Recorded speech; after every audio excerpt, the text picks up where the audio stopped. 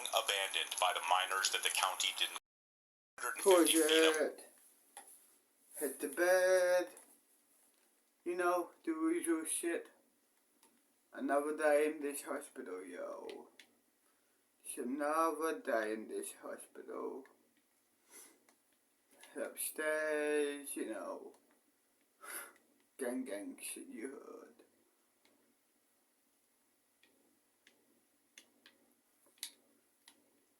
My room should be not here. I think it's more upstairs, yo. It was upstairs. No, it's not. I thought my room is here. Wow.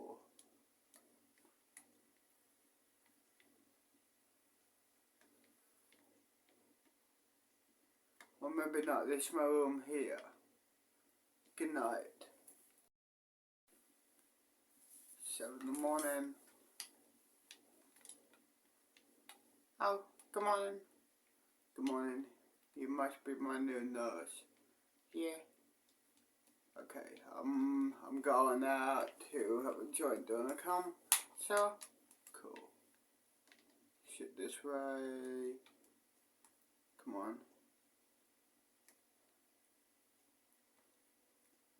Go downstairs. Head out here. Head this way. Then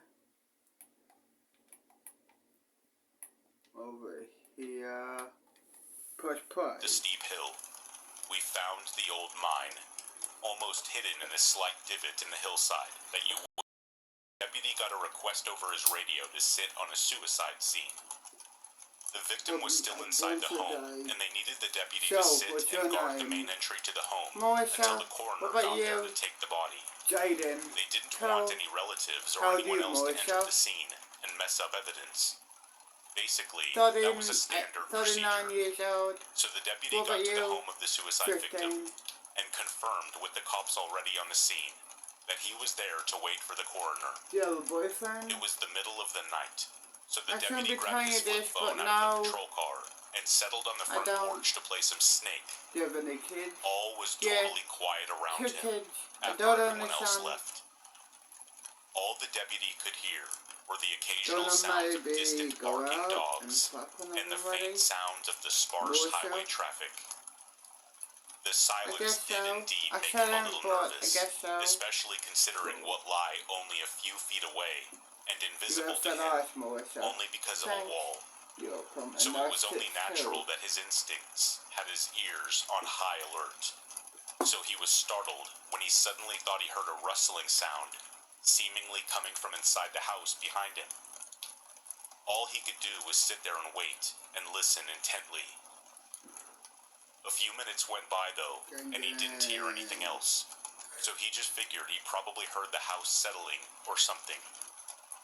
Over half an hour went by, and the deputy was starting to get a little drowsy staring at Snake on his small flip phone. So he flipped it shut and sat back for a few minutes to relax.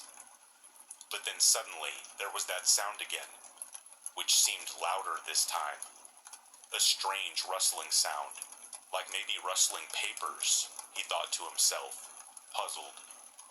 As he sat there and listened hard, he heard it again. And that time he was sure it was coming from inside the house behind him, where the victim was. At that point, the deputy admits he was pretty scared. He didn't want to call for backup until he was sure there was someone inside the house. But he also didn't want to go inside the dark, creepy death scene by himself to investigate either. So he stood up and waited once again for any noise, while resting his hand on the weapon in his belt. Then, the deputy drew his weapon as a loud sound from behind him caused him to spin around and face a large window by the front door, covered by vertical hanging blinds. As he turned around to face the window, an explosion of movement disturbed the vertical blinds. The deputy did admit to me in telling of this story that he did in fact definitely jump and scream, as most anyone would. The deputy's vision quickly cleared, and he stared at the face on the other side of the window, definitely not expecting to see that particular face staring back at him. The deputy screamed and went wide-eyed. The face staring back at him made a startled sound and went wide-eyed as well. Then, for a quiet moment, man and feline eyed each other before both turning away, feeling stupid. I guess the victim had a pet cat, which ended up most likely going to a relative of the victims.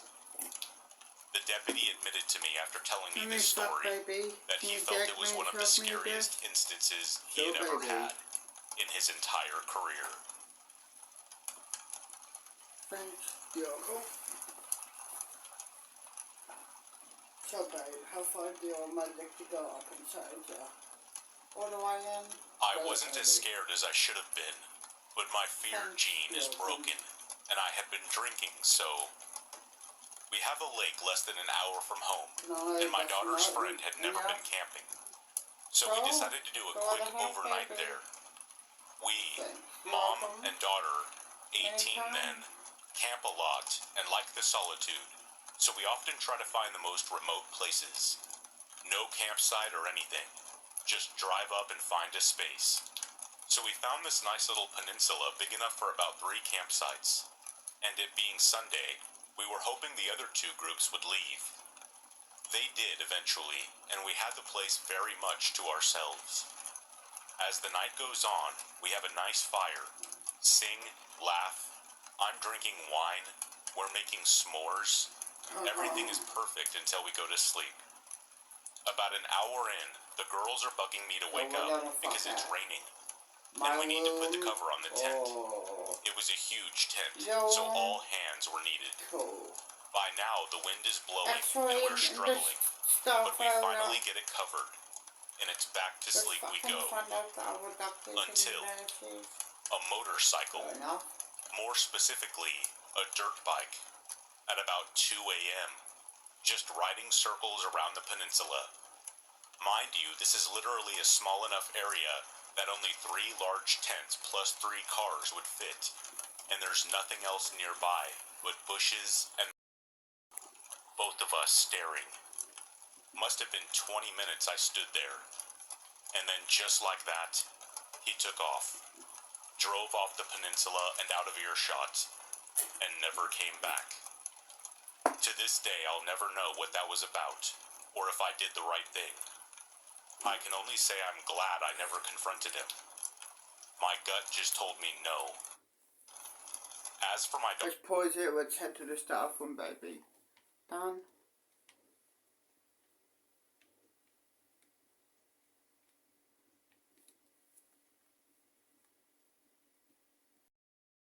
Well, here we are. This is our mental part. Stay with me. Be careful. You think I care about mental people? I'm a gangster / psychopath. Upstairs. This way. Okay. Here it is. The staff room. Cool. Push play. And it scared the bejesus out of me. I just went under the covers as I always did in order to feel safe. Cool. I think everyone has at some point. Often I would fall asleep afterward with no more sounds or scares. Some time had passed between my nightly stays at my grandparents', and for the first time in a few weeks, I decided to sleep over again. My sister wasn't with me this time. I was going to be spending the night alone, which in hindsight creeped me out.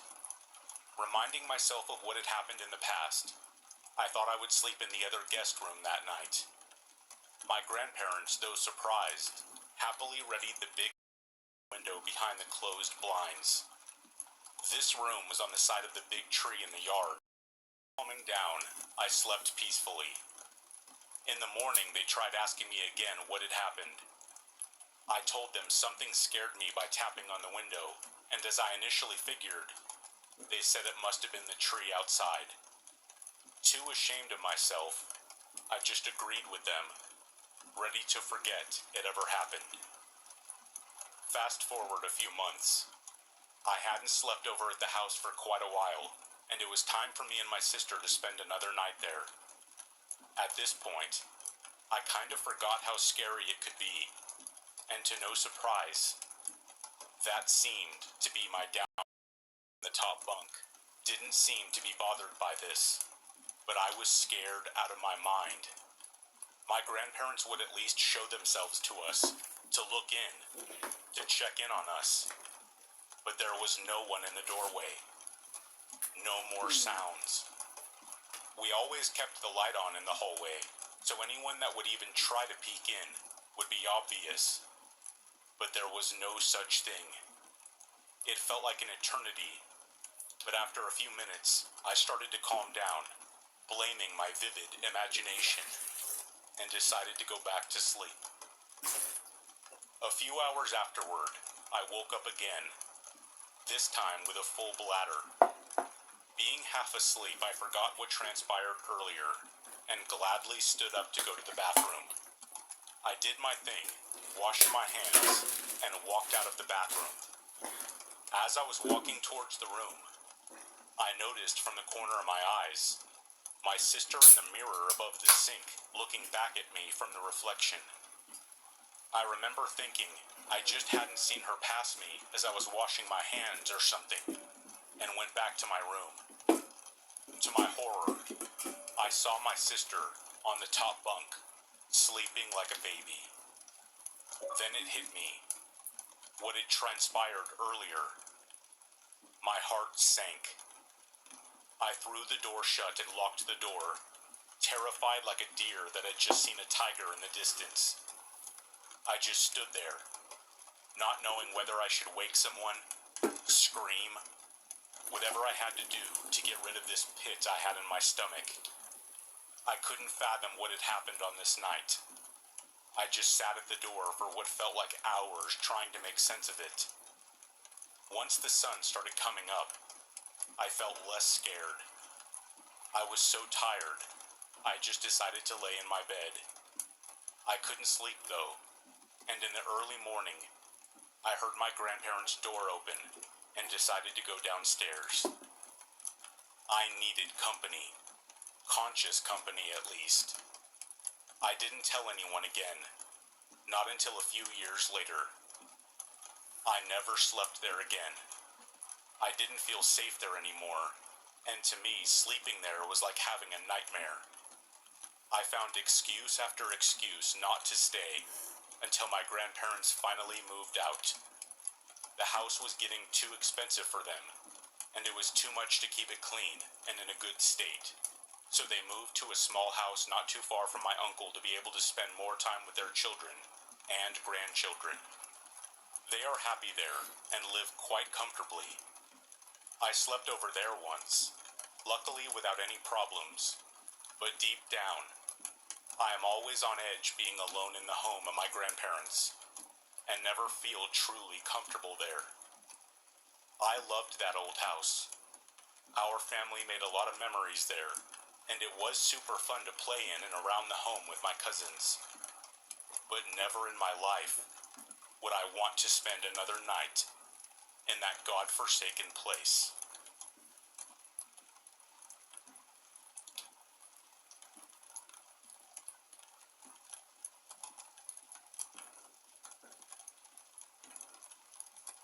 On December 14th, 2014, a teenage boy is exploring the woods around the back roads of Beaver County, Pennsylvania, around 30 feet from the nearest path. It is a quiet, rarely traveled area where the nearest tarmacked road is just under a mile away, one that cuts through a residential as that the owner of the embalmed head had been a victim of the black market trade that deals in the illegal acquisition of human remains, either for professional or recreational purposes. There's a black market on body parts, and that market is pretty extensive. Beaver County District Attorney Anthony was reported to have said. Detectives have repeatedly stated that they believed the head may have been removed from the corpse of a natural cause death, by what's known as a body broker, an individual or firm who purchases and sells cadavers or remains. One solid reason that this line of investigation is thought to be the most plausible is because the black market cadaver industry had been linked to similar abuses in the past. Due to the plethora of firms where you can purchase human remains, any attempt to discover where the severed head came from is, according to Professor Michel Vitali, extremely hard to track. If the owner of the severed head is to ever be identified, it would almost certainly require the assistance of a dentist. The forensic investigation discovered that the owner of the severed head had work done on every single tooth, one of them as many as 7 times. On one of the 3 teeth that had been pulled, forensic dentists discovered a filling compound that wasn't available to dentists before 2004, indicating that the woman must have died after that particular year. So far, analysis of the woman's dental work had produced no leads, but with a forensic facial reconstruction, investigators still hope that someone, someday, will be able to identify the woman and give her name back. Almost 6 years later, we are still no closer to discovering the identity of whoever owned the embalmed head, or that of the sick individual who had severed or stolen it by replacing the eyeballs with red rubber balls. It might well remain a total mystery who exactly placed the head in the woods out in Pennsylvania. But perhaps the real question is, do we really want to know the whole story behind it? Or are we most likely able to sleep easier, remaining in blissful ignorance?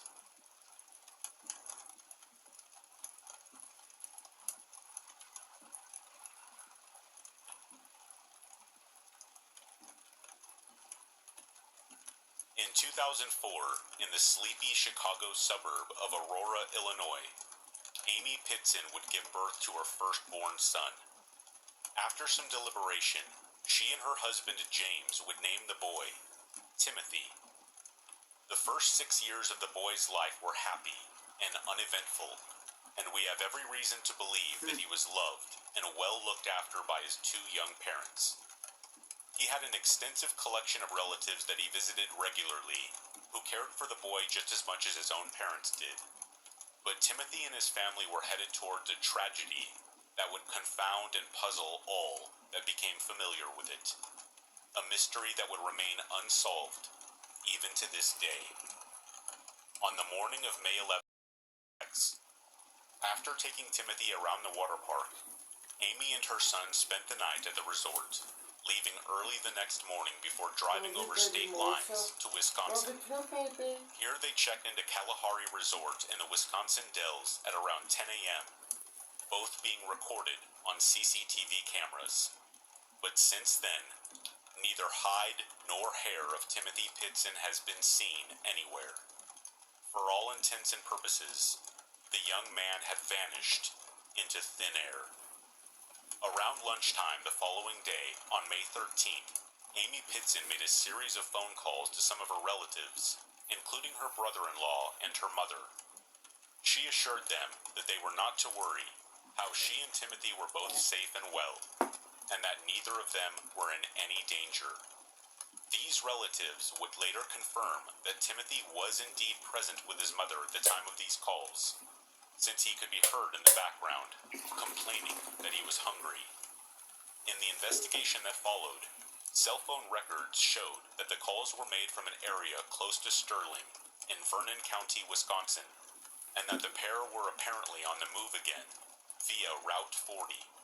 Yet contrary to what one might expect, Amy Pitson did not contact her husband, the one person you might assume she would call to inform of her and her son's whereabouts.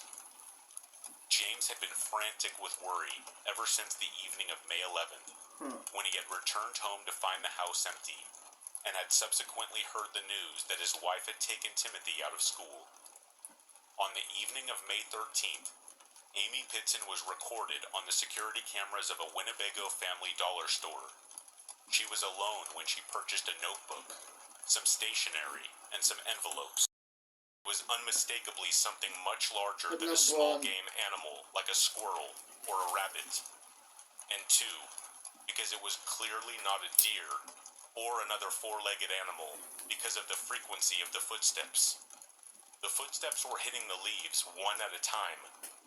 If it was a deer, there would be simultaneous thuds on the ground indicating a creature with 4 legs. Given the way the leaves were crunching one step at a time, it couldn't be anything but something large. Needless to say, we all had our guard up now. The strong, unsettling feeling of being watched soon got the best of us, so we all agreed to just take our things and quickly leave. As soon as we all started to get up, we heard a voice from the woods in that same direction yell in a creepy, friendly tone. It was a man's voice, and he said something along the respect. It could have been some guys just playing games out in the woods, but more realistically, it was probably some sort of gang or cult or something like that. I'm just glad we were so lucky to get out of there when we did, or who knows what could have happened.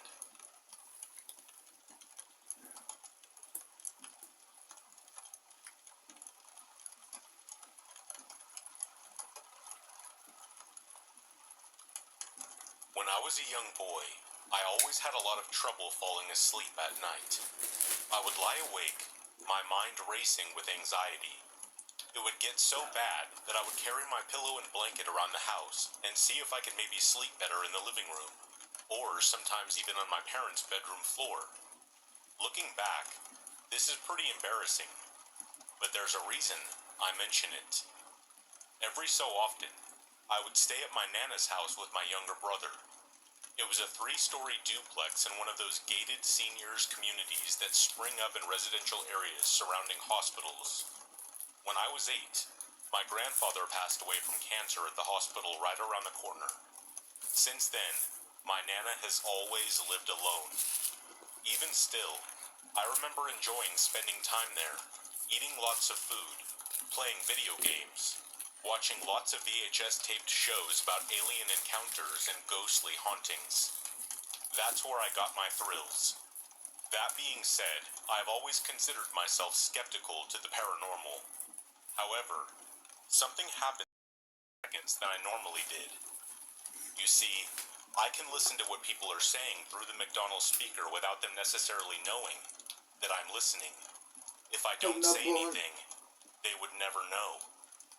I normally never did this because it's kind of frowned upon. I'm pretty sure there's some kind of rule against it. But I listened for maybe 20 or 30 seconds. I listened for long enough to know that she was yelling at someone named Darian. When she was in the middle of saying something, I interrupted her and said, "I'm sorry, ma'am, were you speaking to me?" She just replied, "No."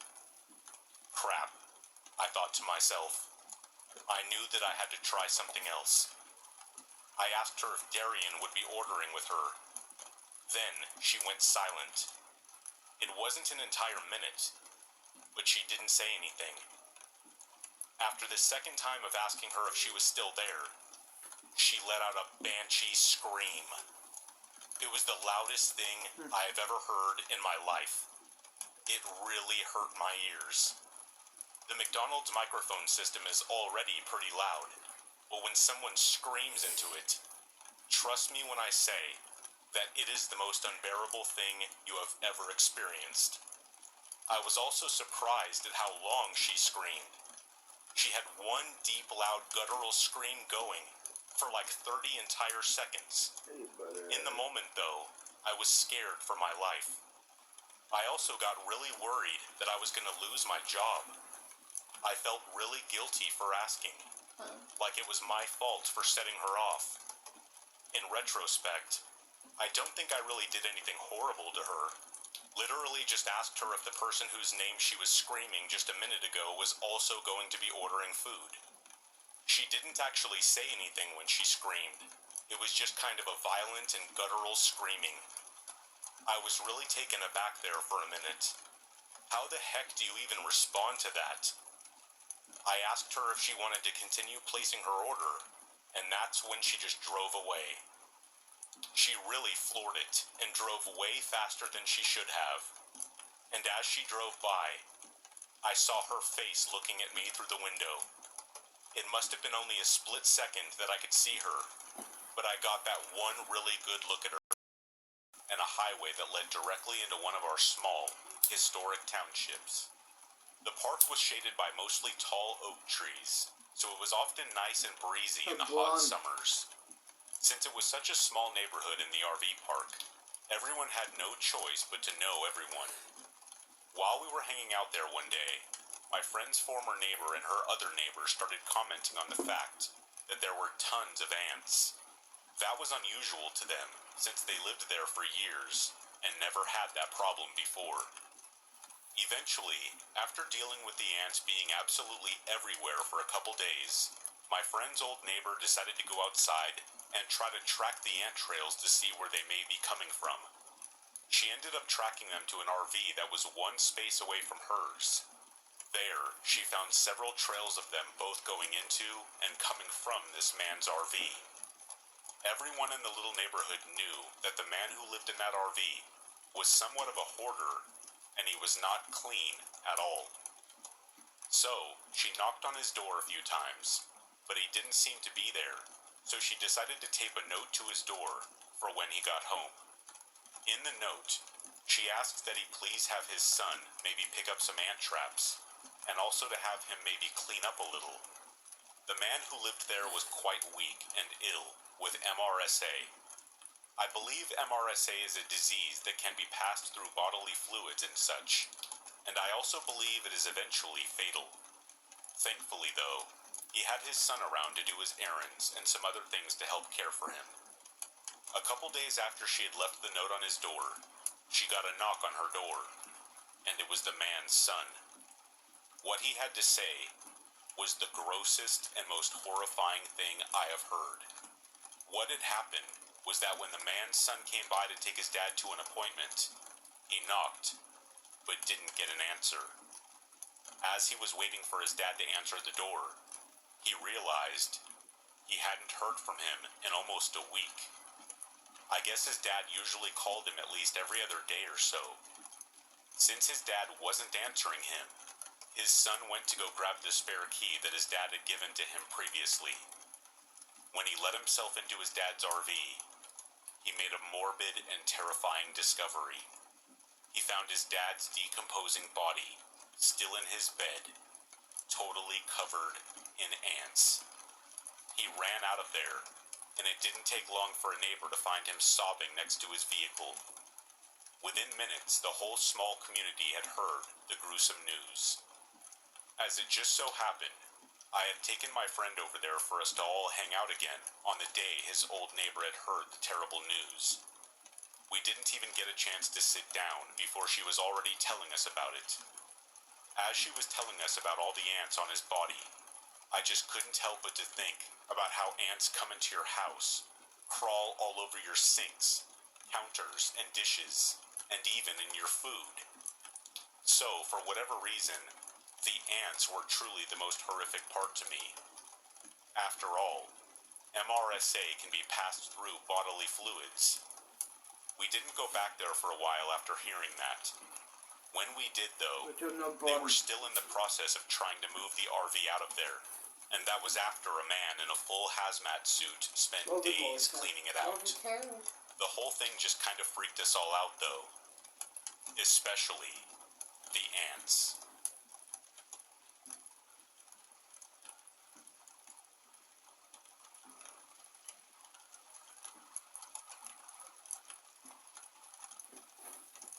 During the mid-19th century, the United States saw a sharp rise in the number of people who chose to leave their homes in the East to resettle into California or the newly acquired Oregon territories. For many, a new life in California meant freedom from financial servitude, or freedom to practice their own particular brand of Christianity without judgment from their peers back east. Others were attracted to the West's new and exciting economic opportunities, or inspired by the idea of manifest destiny. But for one group of migrants, their pursuit of the American dream would quickly turn into a nightmare. One characterized by isolated mountain passes, freezing cold and stomach-twisting hunger. In the spring of 1842, a wagon train that was almost 500 strong headed out from Independence, Missouri, seeking to follow an established trail that would lead them to the promised land of California. Taking their place at the rear of the wagon train was a group of 9 wagons containing 32 members of the Reed and Donner families. The family patriarch, George Donner, had spent time in a number of eastern states before finally making the decision to move his family west. At first, heavy traffic on the trails leading eastward, as well as the large number of other travelers, meant that the journey is relatively easy. Traveling in the summer months could be hot and tiresome, but it paled in comparison with how difficult navigation during the winter would be. It was essential that the wagon train make as much ground as possible, while it was still possible. For winter was coming, and it would not be merciful. By the end of September 1842, an attempt at a shortcut had gone terribly wrong for the Donner-Reed families. Seeking to overtake the Sierra Nevada mountains before the winter arrived, they had successfully traversed the Great Salt Lake Desert. But complications meant that they had in fact slowed themselves down by about a month. Lack of water in the harsh, dry desert had driven the party to near madness and caused casualties among its essential accompaniment of oxen and other cattle. Tensions among the party members were reaching breaking points. In the following month of October, many of wagons that made up the original party had gone their separate ways, either pushing on towards California or making their way back eastward. In the group that remained, 2 wagons became entangled, and a man by the name of John Snyder attempted to remedy the situation. He lacked patience and soon began mercilessly whipping one of the oxen. Fair enough. Soon, James Reed, I thought the oldest and most senior member about of the that. Reed family, Yeah, it is what it is. attempted to intervene to stop. So yeah, let's go there. If anyone asks, you're just taking me for a walk. Got it? Is there an exit here? Of course. There's an exit down that side of the hospital, and there's an exit on this side of the hospital. Cool.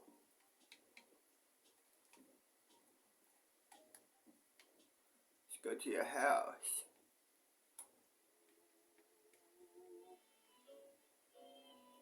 Well, here is my house. Here we are. Yep. Give me a second. I'm gonna unlock it for you. There you go. Come in. Cool. I'm walking it back up. Have a look around. So, kitchen, dinner table, lounge room, bookshelf, bedroom, upstairs, another bedroom, bathroom, nice.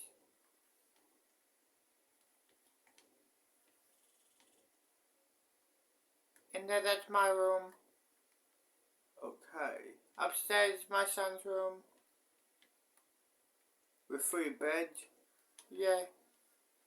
Just in case if his friends want to sleep over. Cool. Unlock it. Sure.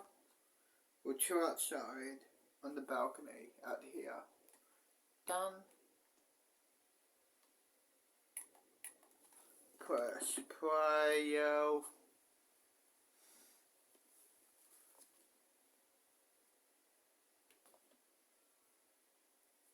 Press play. I'm very skeptical about ghosts and the paranormal, but as a 7-year-old child in the early 90s, I remember seeing and witnessing stuff which a rational mind would conclude to be impossible. Regardless, I remember such events.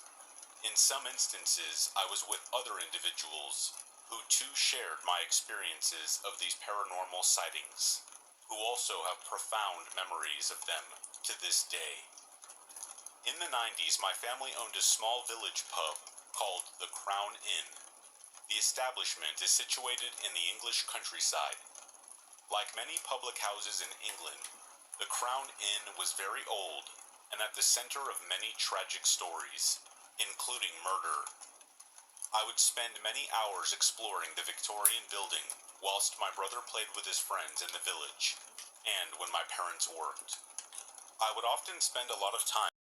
As I recognized this, I could make out a masculine jawline, an ear, a nose, and a mouth. I was completely frozen when it was evident I was staring at somebody's face. No other part of the body was visible apart from the facial features peering, what seemed to be, through the wall. The face was slightly turned away from me, as if its attention was drawn to something at the foot of the bed. Through my fear, I did my best to remain completely motionless, still staring at this face, studying this insane image in front of me. I recall its eyes were casually looking away from me, as if in deep thought, almost sorrowful. The bed made a slight noise as I unintentionally shifted my weight on the mattress.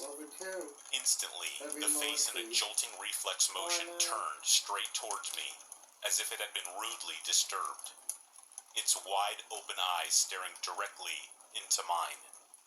In every sense of the word, I was utterly petrified.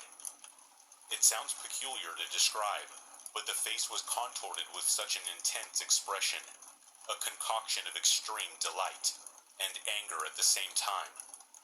It was horrifying to behold, to say the least.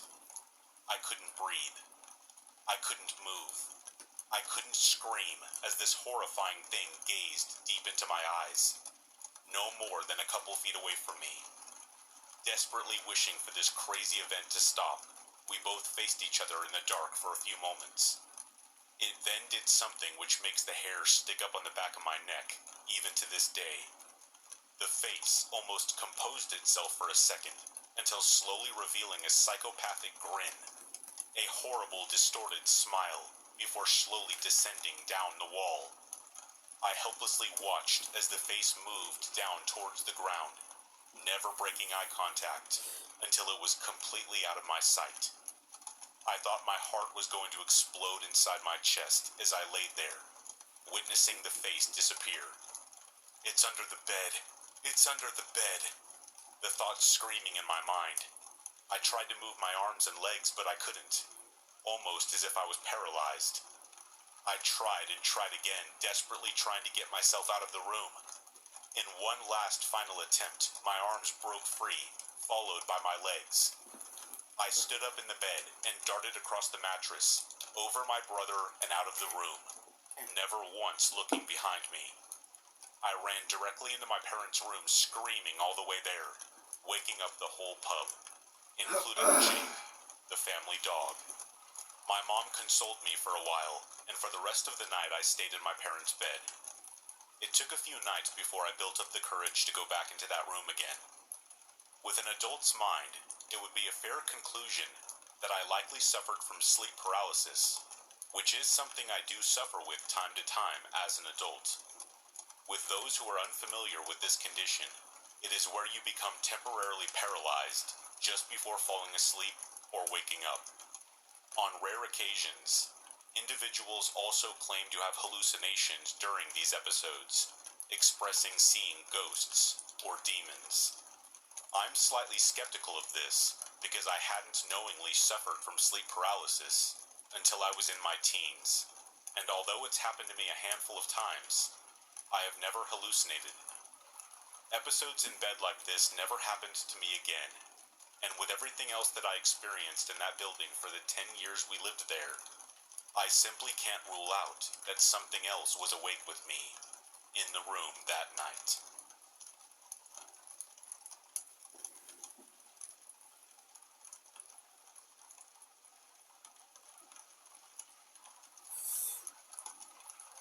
Back when I was much younger, my friends and I were into urban exploring before it was even really a thing.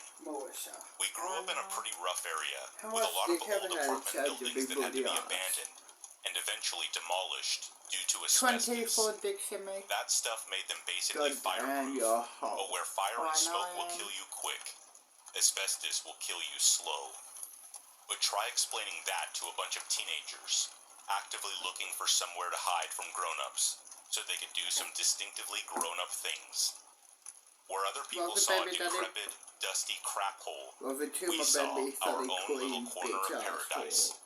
A home away from home. Or maybe home is too strong a word, but you get the idea. Anyway, there was one particular estate that was almost completely bereft of inhabitants, having been gradually relocated by the city council until there must have been no more than 2 or 3 families left over. It was like an actual ghost town. Even the local corner shop had its shutters permanently down, with a for sale sign quickly following its indefinite closure. But like I said, that kind of place was our